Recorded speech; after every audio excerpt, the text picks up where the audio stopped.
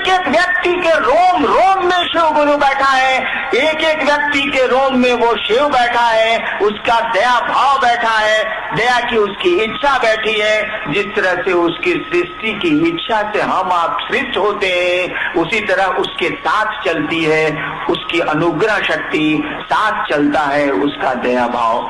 शिव को कहीं ढूंढने की जरूरत नहीं है, उस गुरु को ढूंढने की जरूरत नहीं है, वह गुरु तो हमारे आपके रोम रोम में बसता है। केवल जरूरत है अपने शिष्य भाव को अंकुरित कर लेने की, पनपा लेने की, पैदा कर लेने की। वो तो कण कण में बसता है, गुरु भी बसता है, ईश्वर भी बसता है।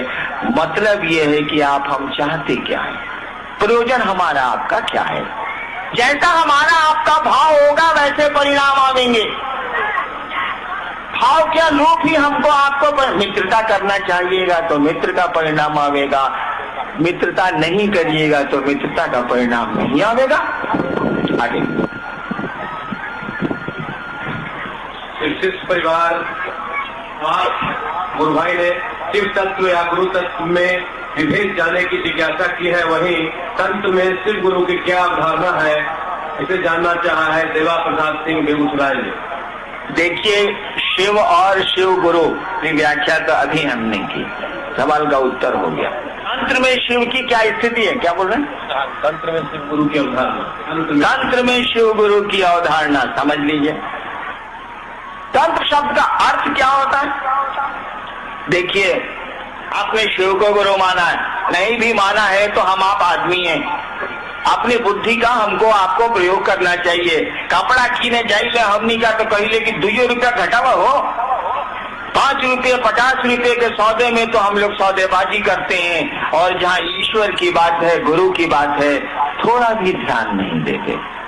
पूजा की बात है, हम तो विचारते ही नहीं कि शिवलिंग पर जल चढ़ाएंगे तो होगा क्या। हम तो विचारते ही नहीं कि नमः शिवाय का जप करते हैं तो क्या होना, नहीं विचारते हैं हम लोग। बाबूजी कहले बने तो नमः शिवाय, ओम नमः शिवाय के जप करतनी, लोग हमरा के बतौले बात तो करतनी। इसको उलट के बोलूंगा तो खराब लग जाए। जो जो कहेगा सो करिएगा हम आप, कि अपनी बुद्धि का हम लोग प्रयोग करते हैं, नहीं विचारते हम लोग। क्यों नहीं विचारते? इसका महत्व नहीं समझते। कपड़े का महत्व समझते हैं, पैसे का महत्व समझते हैं, लेकिन पूजा पाठ का कोई महत्व नहीं समझते। रूटीन में करते हैं, करना है, लोगों ने सिखला दिया है तो करते हैं। जानते हैं, मैं आपको बताऊं, मैंने जब शिव को गुरु माना था और शिव से जब मुझको कोई परिणाम नहीं आ रहे थे, मैं किससे कहने जाता बताइए तो जरा। कोई तो नहीं था। मेरे मन ने यही आरा गांगी श्मशान में 1974 में ये तय किया था कि गुरु भगवान होते हैं तो भगवान गुरु काहे नहीं है। मैं भगवान शिव को समझता था, मैंने शिव को गुरु मान लिया। मैं तो नहीं जानता था कि महादेव गुरु होते हैं, मुझको नहीं पता था, न किताबों में पढ़ा था न किसी से सुना था। मैं किससे पूछने जाता, कौन मेरी बात सुनता? कोई तो नहीं था। मेरे मन का फितूर था, मेरे मन की कल्पना थी या शिव की दया होगी, नहीं कह सकता क्या स्थिति है। आज तो आप पकड़ते हैं हरिमनानंद को, आप तो पकड़ते हैं रामविलास सिंह को, आप तो पकड़ते हैं दूसरे गुरु भाइयों को कि महादेव के गुरु मनला 2 महीना हो गई, हमरा कुछ नहीं के बुझा हटाई। तो हम केकरा के पकड़ती 1974 75 से लेके 82 तक। शिव को गुरु मानने के 8 वर्षों तक, 74 में मैंने यही आपके पुराने शाहबाद के जिला मुख्यालय में मैंने शिव को गुरु माना था। और 1982 में जब मेरी बदली मजिस्ट्रेट के रूप में मधेपुरा में हुई थी, तब मैंने 8 वर्षों के बाद वहां के साथियों को जो श्मशान में सहरसा में मेरे साथ जाते थे, उनको मैंने, अब तो उसमें माननीय मंत्री भी बिहार के हैं लोग, मैंने उनको कहा कि छोड़िए अब श्मशान की पूजा, चलिए शिव को गुरु मानते हैं। यानी शिव को गुरु मानने के बाद भी मेरा मन इस बात को स्वीकार करने को नहीं तैयार था कि यहाँ भी झूठ नहीं है, यहाँ भी फरेब नहीं है। क्योंकि मैंने तो पूजा पाठ की दुनिया में फरेब पाया था, झूठ हमको मिला था, दुख मिला था, प्रताड़ना मिली थी। तो जो हमको मिलेगा वही ना आपको देंगे भाई साहब, जो मेरे पास रहेगा वही न देंगे आपको। हम कहाँ से लाएंगे दूसरी चीजें? हमको मिला है अविश्वास, हमको मिला है है धोखा हमको मिली है और श्रद्धा। आप मुझसे विश्वास मांगते हैं, आप मुझसे श्रद्धा मांगते हैं। झूठ बोलूंगा तो दे दूंगा आपको, लेकिन सही स्थिति तो यही है कि मेरे पास विश्वास नहीं है, मेरे पास श्रद्धा नहीं है। मैं तो व्यापारी हूँ, एक हाथ दे एक हाथ ले की दुनिया समझता हूँ। इसके आगे समझने की हमारी आपकी स्थिति अब नहीं रह गई है। 8 वर्षों तक शिव को गुरु मान के मात्र मैंने अपनी पत्नी और 1-2 आदमी को मैंने कहा था कि मैंने शिव को गुरु माना, और इतने मेरे साथी थे। बचपन से पूजा पाठ की दुनिया से जुड़ा हूँ, कितने साथी होंगे अभी, किसी को मैंने नहीं कहा कि मैंने शिव को गुरु माना।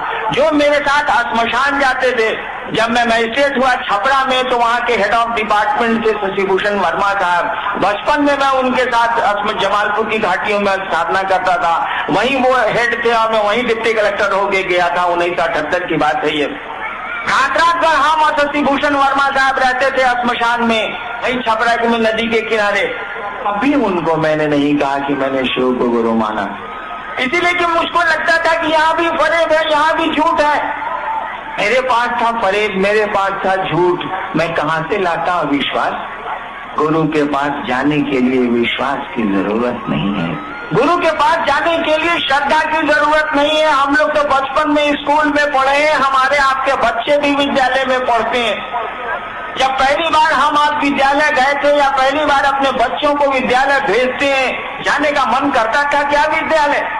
बाबूजी आज माथा दुखाता, आई आज पेट दुखाता, नहीं जाने का मन था। कोई श्रद्धा नहीं थी, कोई ज्ञान नहीं था, कोई विश्वास शिक्षकों के प्रति नहीं था। मुझको तो सियाने तक नहीं हुआ। मेरे पिताश्री यहाँ बैठे हैं, बिहार में डायरेक्टर थे, रिटायर कर गए, 14 साल रिटायर किए हुए उनको हुआ है। उनसे आप पूछ लीजिए कि हरिंद्र शिक्षकों के प्रति कभी सम्मान रखा ही नहीं हमने। मुझको शिक्षक हमेशा दैत्य नजर आए, हमेशा मैंने झगड़ा किया मास्टरों से, वो मेरे शिक्षक थे। तो मैं कमीना था, लेकिन कोई देख के कहेगा ना कि ये आदमी आज से 28 साल पहले 30 साल पहले डिप्टी कलेक्टर हुआ है, इसके शिक्षक जरूर ईमानदार रहे हैं, शिक्षकों ने अपनी प्रतिष्ठा बचाई है, अपनी गरिमा बचाई है। ये तो साला शुरू से ही इडियट था, उसने निभाया रिश्ता। शिक्षक अपने पद के प्रति गरिमा युक्त थे, उन्होंने अपने पद की गरिमा रखी। मुझको पढ़ाया, मैं उनका विद्यार्थी था। दुष्ट हूँ या अश्रद्धा रखूं? हमारे आपके बच्चे भी तो विद्यालय जाते हैं और बहाना बनाते हैं नहीं जाने का। शिक्षक पढ़ाते हैं, अध्ययन के प्रति अभिरुचि जगाते हैं, पढ़ाई के प्रति प्रेम जगाते हैं। कोई विश्वास छोटे बच्चों में नहीं होता शिक्षक के प्रति, कोई श्रद्धा नहीं थी हमारे आपके पास शिक्षक के प्रति। आज जरूर हो गई है, उस दिन नहीं थी। इसलिए कि खेलना अच्छा लगता था, घूमना अच्छा लगता था, शिक्षक पढ़ाया करते थे। ठीक वही स्थिति गुरु की भी है। मैंने तो शिव को गुरु माना, कोई विश्वास मेरे पास नहीं था। सच मानिए तो आज भी नहीं। मुझको तो शिव को गुरु माने अब 29 साल हो गए, और कोई मुझसे पूछे कि आपको अपने गुरु पर विश्वास है, मेरा दिल डर जाएगा। विश्वास अभी तक मेरे मन में नहीं बन पा। लोग मेरे साथ जो चलते हैं वो जानते हैं कि मैं मंदिरों के भीतर नहीं जाता। बड़ी जगह गया हूँ मैं, कामरूप कामाख्या से लेके वैष्णव देवी सब जगह कई बार गया हूँ, लेकिन मंदिर के भीतर क्या है इस बेहुदे हरिंद्रानंद को नहीं पता। ऐसा नहीं है कि मैं नहीं समझता कि भगवती क्या है, मैं नहीं समझता। ऐसा नहीं है कि मैं नहीं समझता कि राम या हनुमान क्या है, मैं खूब समझता हूँ। महादेव का चेला हूँ। 30 वर्ष में महादेव ने तो जरूर समझाया होगा, नहीं समझाया होता तो सचिवालय आज मेरा ऑफिस खुला हुआ है। मैंने प्रार्थना की है कि आज रात तक लौटूंगा, आज नहीं लौट सकूंगा। काहे के लिए? यही कि जिस गुरु को मैंने समझा है, जो गुरु सही में क्रियाशील है, जिसको अविश्वास में मैंने अपना गुरु माना है, तब भी वो गुरु की गरिमा निभाता है, तब भी वो क्रियाशील है। ऐसे गुरु को लोग गुरु मान लें तो जगत का कल्याण हो जाएगा, एक एक आदमी का कल्याण हो जाएगा। चलिए छुट्टियां लेके चलते हैं और समझाएंगे, कोशिश करेंगे, प्रार्थना करेंगे, अनुनय विनय करेंगे। गुरु होंगे शिव, आप होंगे उनके शिष्य, मैं क्या होऊंगा? कुछ नहीं होगा, मुझको ये पता है। क्योंकि गुरु शिष्य में सीधा संबंध होता है, डॉक्टर और रोगी का सीधा संबंध होता है, वकील और क्लाइंट का सीधा संबंध होता है। अगर रोग नहीं ठीक होगा तो आप कंपाउंडर को नहीं करिएगा, कहिएगा डॉक्टर भी ठीक नहीं है। अगर आपका बच्चा नहीं पढ़े स्कूल में ठीक से तो मॉनिटर को आप कुछ नहीं बोलिएगा, कहिएगा मास्टर ठीक नहीं है। अगर शिव को आपने गुरु माना है और वह गुरु आप में नहीं उतरा, शिव को आपने गुरु माना है और वह शिव, गुरु का काम है कि वो अपने जैसा बनाते हैं। कहा जाता है कि गुरु साक्षात परब्रह्म, गुरु परमात्मा होते हैं, इसीलिए अपने शिष्य को परमात्मा बनाते हैं। बनाना क्या है, आपका मन साधु होता है, आपका मन दुष्ट होता है, आपका मन ही शिव होता है, शरीर थोड़े ही होता है। 29 साल की शिव शिष्यता में मैं नहीं समझ सका, तभी वो गुरु मेरा गुरु है कि नहीं है। कोई विश्वास नहीं बनता मेरे मन में मेरे महादेव के प्रति, लेकिन मेरा वो गुरु है और कमाल का गुरु है, वो अपनी गरिमा निभाता है। 29 साल में बस मैंने इतना ही सीखा, इतना ही समझा है।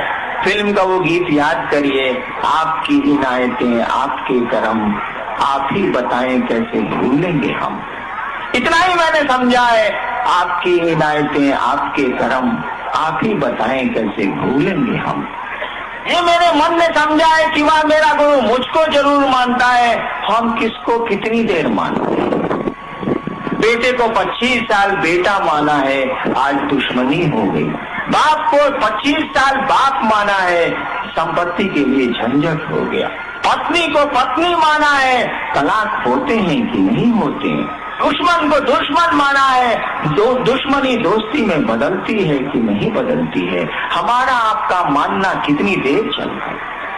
अगर शिव मान ले, शिव आपको हमको शिव से मान ले तो कमाल हो जाएगा। हमारे आपके मानने से कितनी बात बनती है, कितनी बात बिगड़ती है। थोड़ी बनती है, थोड़ी बिगड़ती है।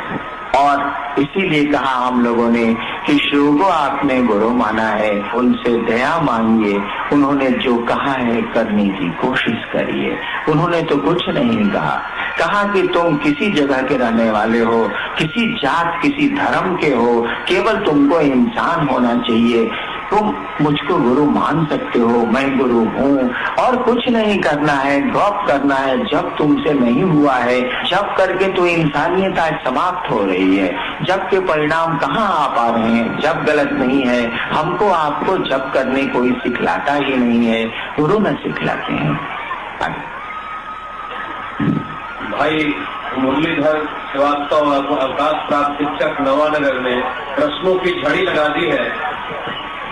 अन्य प्रकार के प्रश्न रखे हैं उन्होंने, उनके प्रश्नों में कुछ प्रश्नों के जवाब तो हो गए हैं, फिर भी एक प्रश्न उनका मैं पढ़ देता हूँ।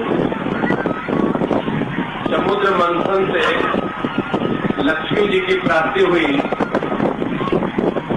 जिसे भगवान विष्णु ने अपना लिया, क्या भगवान शंकर उनके हकदार नहीं थे? जो जैसा पात्र होता है उसको वैसी चीज मिलती। महादेव को जहरे नसीब में था, करेंगे क्या वो?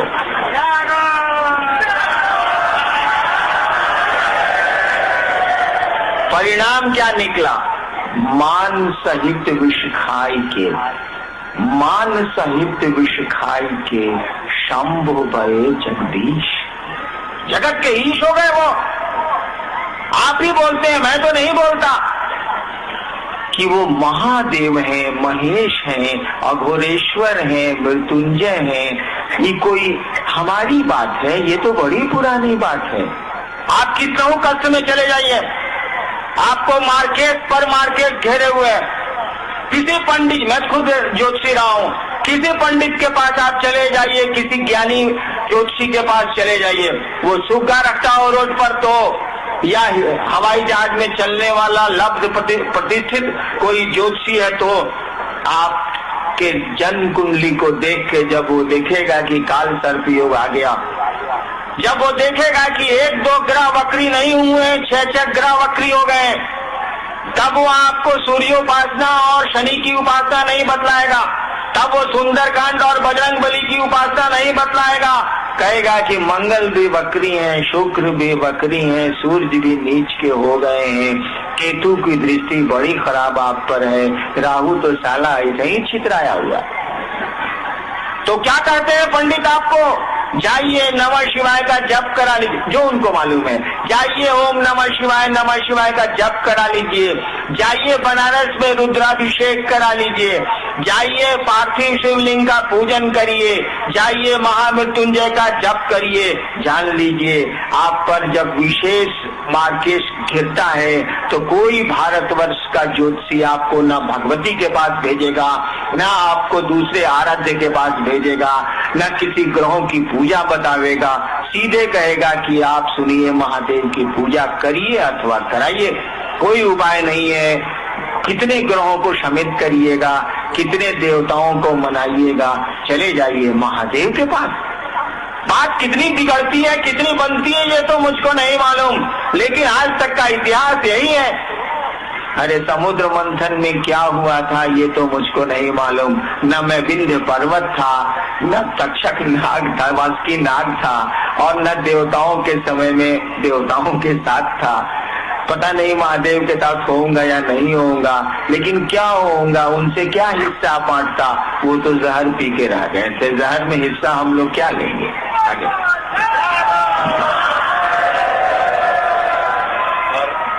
आखिरी प्रश्न भाई उमेश जी ने यहाँ तक बात नहीं रखी, बातों की लड़ी को आगे बढ़ाया और कहा है कि एक गलतफहमी दूर करने की कृपा करें हमारे साहब। चंद लोगों की नासमझी है कि सिर्फ चर्चा के माध्यम से सिर्फ शिष्यों का लोकसभा एवं विधानसभा चुनाव का प्रचार हो रहा है।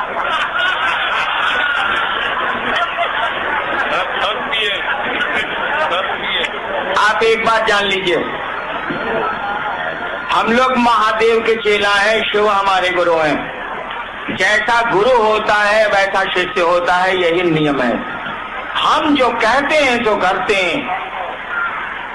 जब तक हरिंद्रानंद की सांस चलेगी, जब तक शिव शिष्यता चलेगी, हमको मात्र गुरु के आदेश से मतलब है। हम जन जन को शिव से जोड़ेंगे, जो जुड़ गए हैं उनको उनके संबंध को प्रगाढ़ करेंगे। बाकी जिनको जो कुर्सियां लेनी है लें, हम उनका सम्मान करते हैं, हमको उनसे कुछ लेना देना।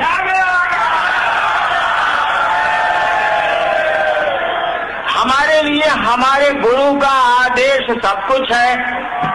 मेरा गुरु जगत का गुरु है, उसके शिष्य जगत में नहीं है।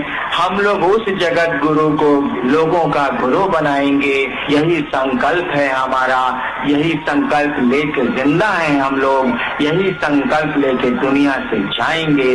शिव शिष्यता पूरी की पूरी तरह आध्यात्मिक है। हम सबका सम्मान करते हैं, लेकिन समादर करते हैं। हमको इन चीजों से कोई मतलब नहीं है। हम लोग कोई राजनीति नहीं करेंगे, हम लोगों को राजनीति से कोई मतलब नहीं है। गुरु आदमी को साधु बनाता है, शिव अपने जैसा शिष्य को बनाएंगे। हम लोग साधु हैं, साधुता बिखेरेंगे, प्रेम का बगीचा लगाएंगे, लोगों को शिव गुरु से जोड़ेंगे। सांप और चूहे को एक साथ रखने की हमारी आपकी मानसिकता है। बाघ और बैल एक साथ राह के सुगंध बिखेरें, प्रेम बिखेरें, यही शिव शिष्य चाहते हैं। इसके अलावा हम न कुछ चाहते हैं और न कुछ करेंगे।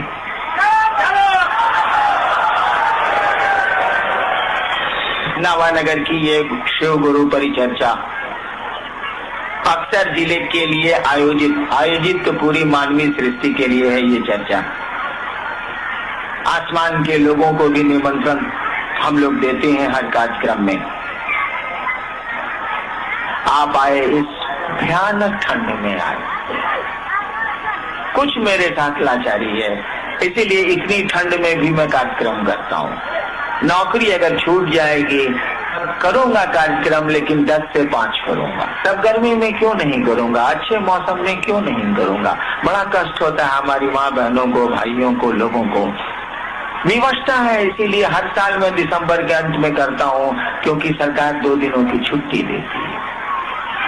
आप इस ठंड में आए, आप अपने गुरु की चर्चा में आए, शिव गुरु की चर्चा में आए, असुविधाएं झेली, परेशानियां उठाई। आपने देखा नवानगर के जो गुरु भाई हैं या जो गुरु भाई नहीं भी हैं, वे लोग कितने अच्छे लोग हैं। मुझको तो अधिकांशतः जो अब तक शिव शिष्य नहीं बने हैं उन लोगों से भेंट है, नवानगर के बड़े अच्छे लोग हैं। हम लोग अपने गुरु से सबके लिए प्रार्थना करते हैं कि वो इन सबों पर अपनी दया करें, इन सबों के शिव गुरु हो जाएं, उनका आपका सबका जीवन शिवमय हो, सुखमय हो, आप आनंद से रहें, वह शिव आप में दिखे। आप चले तो लोग कहें, अरे महादेव को कहाँ ढूंढते हो, इसी आदमी में तो महादेव दिख रहा है, चलो इसी को प्रणाम कर लेते हैं। आप ऐसा बने, ऐसी प्रार्थना मैं अपने गुरु से करता हूँ और आपको भी मेरा हार्दिक प्रणाम। आप शांत बैठेंगे, अभी शायद दीदी आपसे कुछ बातें करेंगी। आपको मेरा प्रणाम।